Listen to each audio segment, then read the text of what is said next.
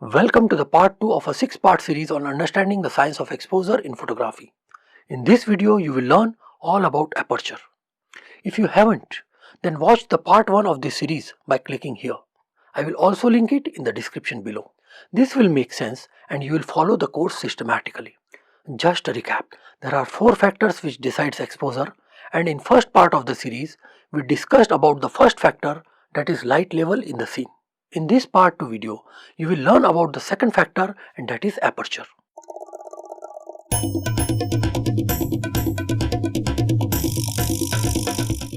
Aperture is hole in the center of a lens.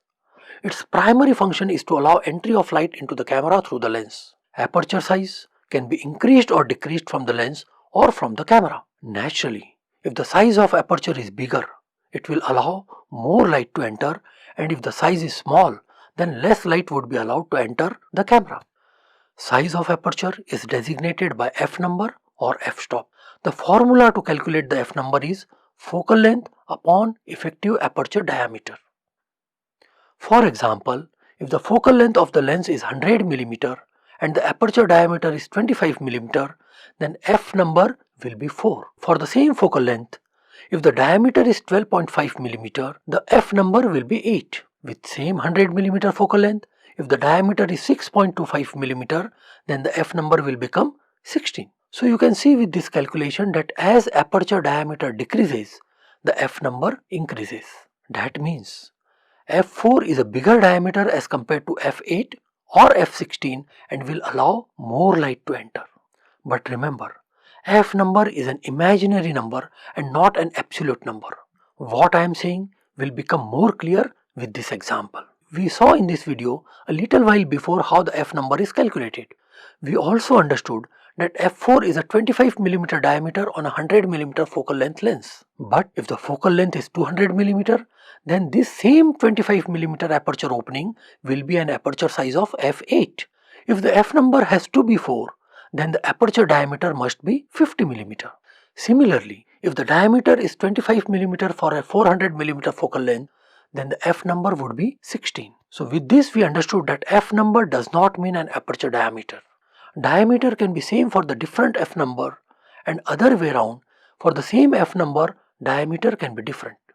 Another interesting thing to understand is that this f number is in multiple of 1.4.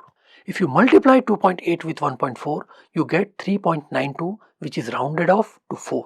4 into 1.4 is 5.6. 5.6 into 1.4 is 7.84, which is again rounded off to 8. 8 into 1.4 is 11.2, which is rounded off to 11. Multiply this 11 with 1.4 and you get 15.4, which is rounded off to 16. Similarly, multiply 16 with 1.4 and the result is 22.4, which is again rounded off to 22. These f numbers 2.8, 4, 5.6, 8, 16, 22 are called f-stop increment and are in fact multiple of 1.4. Each f-stop will allow double the light or half the light to enter. Let me explain you with this simple calculation. Say for example, f2.8 allows 1000 units of light to enter. Then f4, which is the next stop, will allow 500 units of light to enter. f5.6 will allow half the light, that of f4, and that is 250 units. In the same way, next f-stop 8 will allow 125 units of light to enter. f11 will allow, you guessed it right, 62.5 units of light to pass through the lens. Other way round, if suppose f16 allows 100 units of light to enter, then f11 will allow 200 units, f8 will allow 400 units, and so on. Hope mathematics is clear and you understood the concept of f number. You also understood that this stop is in multiple of 1.4, with each increment allowing double or half the light to enter.